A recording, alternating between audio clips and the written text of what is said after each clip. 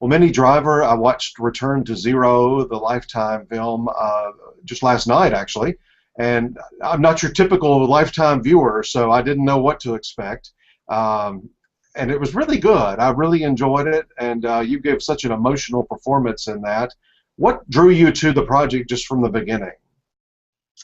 Well, I read the script, and it was very well written, which is really, that's the only place you can begin when you read something. And then when I found out that it was a true story, and that it was the true story of the man who'd written the script and who was going to direct the film, it suddenly became very interesting and very deep.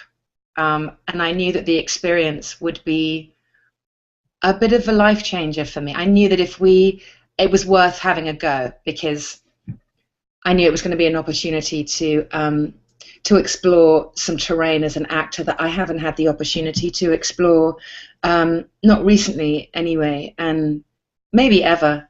And that seemed like an amazing adventure to start out, Well, Sean, as I was telling you before we started, will be joining us next week for an interview, which we're really looking forward to, and we'll get that personal story, I'm sure, more from him. But when you've got somebody on any project, but especially this one, on set that it's their story, what does that bring to you as an actress? Well, I've never worked. I mean, I've worked with writer-directors before, and the stories have had some autobiographical aspect, but this story, the fact that this man was going to tell the most terrible thing that could happen to a parent, the most terrible thing that had ever happened to him, that he was then going to direct his own story, it felt impossible, and until I spoke to him and we had a very frank conversation about how it was going to be possible for him to direct this. I was really taken in by him, and I wanted to help him tell the story. And I know you said that you're not a typical Lifetime viewer. Well, by the way, nor am I. And I think it's been very specific up until very recently. This network is changing. I mean, it has changed. I'm doing another project for them right now, and you say Lifetime movie to someone, it does have a rather sort of cliched, kind of overly emotional, perhaps sentimental aspect to it. And I think that this film, Return to Zero, will turn that on its head. That you can no longer think of a Lifetime movie, because this is like one of the most hard-hitting films I've ever made or seen. So I'm quite glad to be part of that as well. I think it's really interesting and great. Since he was also the director, on any given day, any given scene, was he able to really provide you with insight and tips and ideas, ways that he felt like you should take that particular scene? You know what? No, not. I mean, we talked a lot before. And I said, I have a feeling on those days when we're shooting the stillbirth scene, for example, or when we're shooting the scene where I found out that the baby has no heartbeat, which begins as a very normal doctor's visit. You come in at 0 and it ramps all the way to 100. I said to him, I don't know that I'm going to be able to have the perspective, or that you coming in and saying maybe you could try this or try this, because I think I'm going to be hitting this at 100 miles an hour in terms of emotional velocity, and I think you kind of have to stay out of the way of that train. And I would never, ever presume to say that to a director. But I sort of knew in this instance, if it was going to work, in those moments he was going to have to stay out of the way. We had huge discussions about lots of different aspects, and he was so sensitive and available. But we had these very intense conversations before we began shooting, and then often in between scenes when they were setting up and it was late at night, we would have these amazing conversations that helped me. But I think he really knew that this was a very difficult animal to navigate, and that it's hard to direct someone when they are in that kind of an emotional state. And he did a great job. He did a great job because he did a lot of it before we actually started. You have such a great ensemble here with Kathy and Paul and Alfred and so many others. And especially, I'm thinking about that Thanksgiving scene, such a great ensemble scene. So many films and movies and TV shows have great table scenes, but this one is takes you in directions you're not really expecting. What was it like to shoot that particular one? Oh God, it was really, really fun. I mean, so Kathy Baker and Fred Molina, I already knew how amazing they are, and what lovely people. Paul Edelstein. I think people probably know him from Private Practice, and maybe they've seen him on Scandal, but he is one of the most skillful actors I've ever worked with. One of the loveliest people, and to sit there with the three of them and to play for an afternoon was magic. I mean, absolutely magic. We laughed a lot shooting that scene, and there weren't a whole lot of laughs in this film, but we did laugh that afternoon a lot. Over the course of shooting, I'm sure on it, I would think on any project that's emotional and draining and goes to great depths, you've got to make it fun and loose when you're not shooting. Yeah, I actually think that that's exactly what happens. Like, the harder the material, the more you need a counterpoint to that, and that in between setups you really are cracking each other up, because there's also you have to be able to let that steam off. And I couldn't really get out of the part when I would go home at night. And I've said before, I'm really not a method actor at all, but I couldn't shake off this sadness. So when we were at work, and Paul Edelstein again is one of the funniest, wittiest, quickest people. And my best friend in real life plays my best friend in the movie, Andrea Anders. So when she was around, the three of us we laughed a lot. Yeah. Like school children, they had to calm the three of you down. Yeah, they did. We were constantly being told to shut up. Well, I have loved Kathy Baker ever since Picket Fences. Anytime she's in something, you know it's going to be better. I know.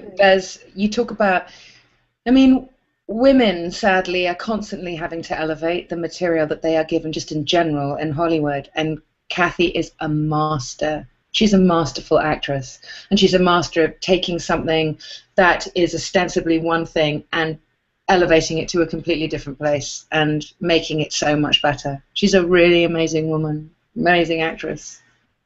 Some of the visuals on this movie too, just the way the locations that you shoot, the setups, that Thanksgiving scene. I just love the fact that, I mean, just something simple like that backdrop of those windows. But I'm also thinking of the funeral scene, which might be the best shot scene, I think, in the whole movie.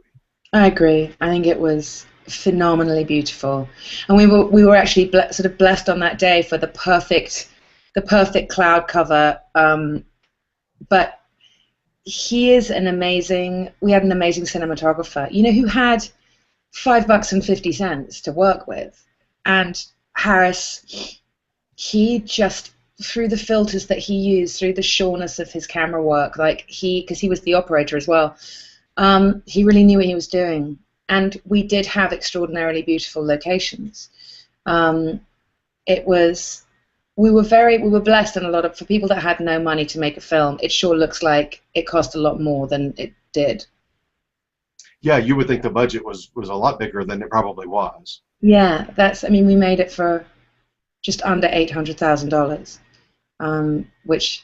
That's the catering budget on some movies. You know what? Honestly, I went to see a movie the other day that cost $40 million, and I was spitting with rage at the ArcLight, going, how is this possible? How is it possible that such a piece of crap can have taken all of that money when we could have made 40 extraordinary films, or one Oscar-winning one with that money? I don't know. Yeah. But you bring up awards there when you said Oscars. Congratulations on the Critics' Choice TV nomination from last week. That is an exceptional group of ladies you're competing with. I know. I know it's a competition, but I just like hearing my name sandwiched in between Jessica Lange and Helena Bonham Carter. Anyway, it sounds Cicely good. Tyson. I mean, that's just amazing. Some amazing. Television's really different these days. I mean, everybody's doing everything, and it's not surprising to me that Helena and Jessica and Cicely, and I mean I don't know Holiday's work, but she was great in that Bonnie and Clyde. So Yeah. I think it is. I think it's very exciting. I think a nomination is a good thing. I think it's an amazing thing. It's really nice to be acknowledged by the people working in your industry that you're doing good work. Like that feels really good. Well, in our prediction center, several of you, including yourself and the film, and Kathy and Alfred, you're all being projected right now to get nominations over in July. So we're certainly interested to see if that's going to happen. It would be well deserved based on the film that I saw. Thank you so much. I said when I talked to you guys the other day, I said I've never made something that I've wanted the attention for this particular film. I want that nomination because I want people to see this film. No one is talking about this. No one's ever made a film about stillbirth. I mean, it doesn't sound like a movie that you really want to go and see, and yet we should tell hard stories. That's part of our job as like a storyteller, which is all that we are as actors, and give a voice to people that don't have that. And I am thrilled that it is this film, that it's not some hugely budgeted. That feels like huge vindication of just being an actor, you know. You just go out there and you do it. We made it for nothing. Everybody was paid nothing. But we made it with everything in our hearts. So it would be doubly sweet. And it was already very sweet to get the Critics' Choice nomination. It was amazing. Well, that would be the trifecta. You get the critics on board. You already had great ratings from the audience, and then if you can get your peers in the Emmy voting category to jump on board, that would be the jackpot. You know what? It really would. It really, really would. It would be an amazing thing. I mean, it would be an amazing thing. I don't have enough words because you don't always make things that you care about. You're a total liar if you say that you do. You make things for very different reasons, and some things turn out better than other things. But when it's used the whole of your heart, which is rare, when it's that thing that people start holding up and going, you need to look at this. The level of pride that I feel just as an actor is immense. On behalf of all the people who made that film, it's immense, you know. So it's great. It's really exciting. It's a really exciting summer. Hey, I've got another awards-related question for you. That's what we do so much on our site, and I always, anytime I have an Academy voter on, I always like to ask this question. I probably asked it 5 times in the past 10 days. And you don't have to give specifics unless you want to, but just when you've got that ballot, you've got it in your hands to vote for some actors and actresses. What gets the Minnie Driver vote? What kind of performance gets your attention? You know, the people that have moved me.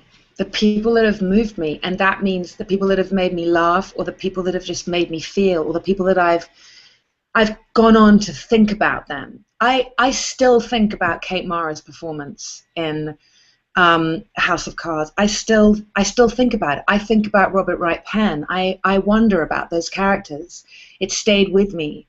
It's those kind of things. It's the storytelling, the killing. I still think about that show, right? So me as an Academy voter, when I sit down with this ballot and there are so many names, it's heart-led.